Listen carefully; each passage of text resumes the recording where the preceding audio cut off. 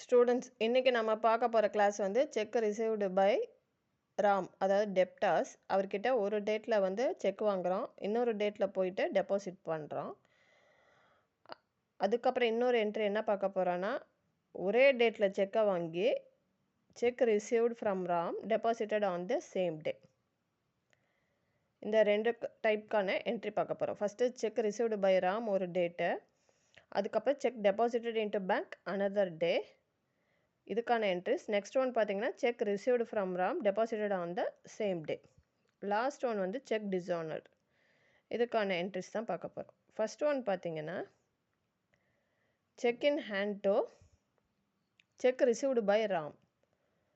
Check received by Ram இதுக்கு வந்து entries பார்த்தீங்கன்னா cheque in hand to Ram account. ஏன் இந்த இடத்துல பேங்க்கோ கேஷோ போடாமல் செக் இன் ஹேண்ட் போடுறோம் அப்படின்னா, ஒரு டேட்டில் தான் நம்ம செக் வாங்குகிறோம், அதை டெபாசிட் பண்ணுறது வந்து அனதர் டே. ஸோ நம்ம கைக்கு வந்து பேங்க் அக்கௌண்ட்டில் ஏற்ற போகிறோமோ கேஷ் அக்கௌண்ட்டாங்கிறது கன்ஃபார்ம் ஆகலை. ஏன்னா சப்போஸ் இன்கேஸ் அந்த செக் டிஸானர் ஆச்சுன்னா நீங்கள் அந்த ரெண்டுத்துலேயுமே காட்ட முடியாது இல்லையா. அதனால் செக்கை வாங்குறது ஒரு டேட்டு, டெபாசிட் பண்ணுறது இன்னொரு டேட்னா நீங்கள் செக் இன் ஹேண்டே போட்டுக்கலாம். Check in hand to Ram account. அப்போ செக் இன் ஹேண்டை லிக்விட் அசட்டை காமிச்சு comes in. Liquid asset means easily convertible into cash. எந்த ஒரு டாக்குமெண்ட்ஸ்லாம் ஈஸியாக கேஷாக கன்வெர்ட் பண்ண முடியுமோ அதெல்லாம் லிக்விட் அசட். அந்த பேஸில் கம்ஸ் இன் டெபிட் போடுறோம். டு ராமுங்கிற ஒரு டெப்டாஸு, அதனால் கிவரை வந்து கிரெடிட் பண்ணுறோம். நெக்ஸ்ட்டு வந்து பார்த்தீங்கன்னா check deposited into bank another டே. ராம் கிட்டேருந்து வாங்க செக்கை வந்து பேங்க்கில் டெபாசிட் பண்ணுறோம் அனதர் டேயில், சேம் டே இல்லை அனதர் டேயில். அப்போ செக்கு வாங்கிட்டோம் இல்லையா ராம் கிட்டேருந்து, அந்த செக்கை நீங்கள் என்ன பண்ணுறீங்க பேங்க்கில் கொண்டு கொடுத்துட்டு பேங்க் அக்கௌண்ட்டில் ஏற்ற சொல்கிறீங்க, கேஷாக வாங்காமல் உங்கள் பேங்க் அக்கௌண்ட்டில். அப்போ செக் ஆல்ரெடி கேஷாக கன்வெர்ட் ஆன மாதிரி தான். பேங்க்கில் ஏற்றும் போது பேங்க் வந்து என்ன பண்ணுன்னா கேஷாக கன்வெர்ட் பண்ணி தான் உங்கள் அக்கௌண்ட்டில் ஏற்றும். அப்போ கேஷை டெபாசிட் பண்ணுற மாதிரி தான். அப்போ bank account debit to cash account. Easily convertible into cash இல்லையா செக்கு, அதை கேஷாக கன்வெர்ட் பண்ணி தான் உங்கள் அக்கௌண்ட்டில் இன்க்ரீஸ் ஆகும்.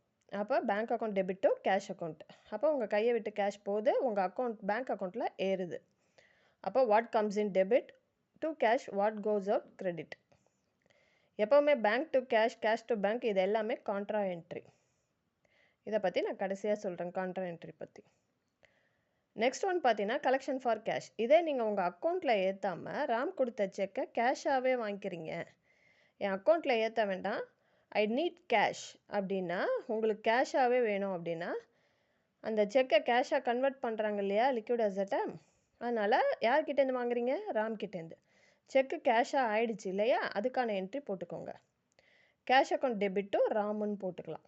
நீங்கள் என்ன பண்ணுறீங்களோ அதான். டெபாசிட்டட் இன்ட்டு பேங்க்னா பேங்க் டு கேஷு, இல்லை கேஷாகவே வாங்கிக்கிறேன்னா கேஷ் டு ராம். அந்த செக்கை கேஷாக கன்வெர்ட் பண்ணி வாங்கிக்கிறீங்க. அப்போ what comes in debit, Ram வந்து credit the giver. Next one பார்த்தீங்கன்னா cheque received from Ram deposited on the same day. Ram கிட்டேருந்து செக்கு வாங்கி இம்மீடியட்டாக அன்னைக்கே போய் நீங்கள் என்ன பண்ணுறீங்கன்னா பேங்க்கில் டெபாசிட் பண்ணுறீங்க அந்த டேட்லேயே. அப்போ உங்கள் பேங்க் பேலன்ஸ் ஏறுது. பேங்க்கில் டெபாசிட் பண்ணுறதுனால உங்கள் பேங்க் பேலன்ஸ் ஏறுது. கொடுக்குறது யார், ராம் தான் கொடுக்குறாரு. நான் சொல்கிறது ஆன் தி சேம் டே. அப்போ நம்ம தனியாக காட்ட மாட்டோம், அவர்கிட்டேருந்து செக்கு வாங்கினதை வந்து நம்ம தனியாக காட்ட மாட்டோம். அப்போ அவர்கிட்டேருந்து பணம் கேஷ் வந்துருச்சுங்கிறதுக்கான என்ட்ரி நம்ம போட்டாகணும். அதனால் பேங்க் டு ராம்னு போடுறோம்.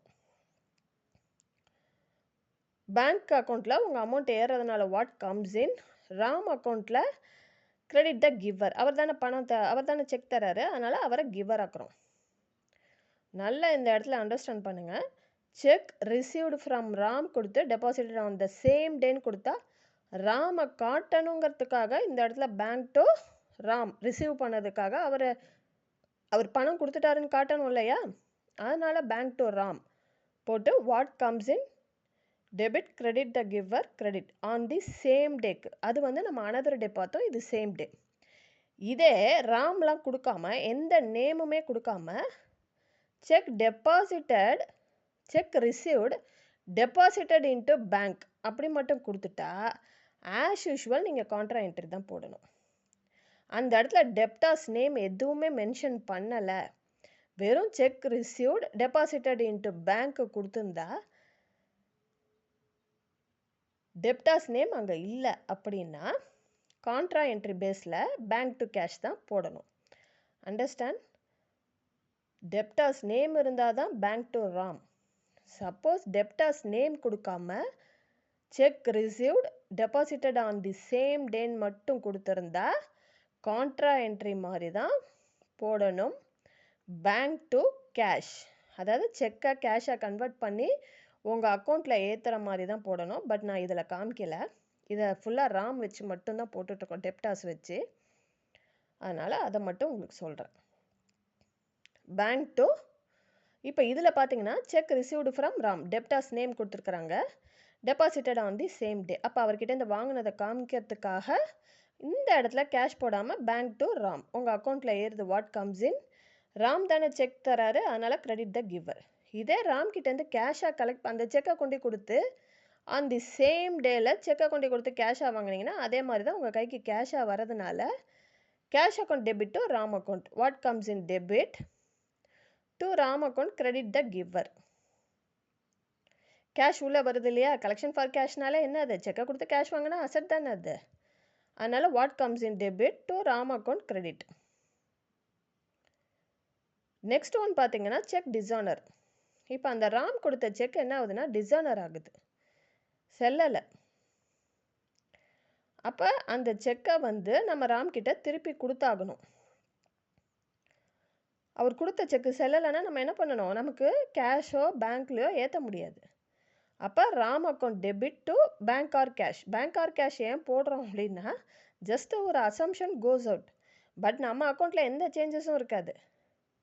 ஏன்னா அவர் கொடுத்ததை நம்ம பேங்க்லேயும் ஏற்றலை, கேஷ்லேயும் ஏற்றலை. சப்போஸ் டிஸானர் ஆச்சுன்னா சொல்கிறேன். ஆனால் ஒரு அசம்ஷன் பேஸ், நம்ம கையை விட்டு கேஷ்லேயோ இல்லை நம்ம பேங்க்லேயோ போகிற மாதிரி ஒரு அசம்ஷனில் கோஸ் அவுட் பேஸில் பேங்க்கோ கேஷோ நம்ம பேங்க்காக காட்டணும்னு நினச்சிருந்தா பேங்க்கு, இல்லை கேஷாக காட்டணும்னு நினச்சிருந்தா கேஷ் நம்மளை விட்டு போகிற மாதிரி ஒரு அசம்ஷனில் கோஸ் அவுட் பேஸில் போடுறோம்.